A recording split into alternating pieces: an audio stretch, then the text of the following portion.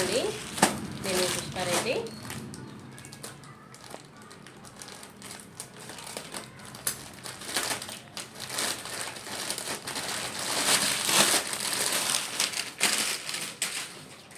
Yellow sari అండి.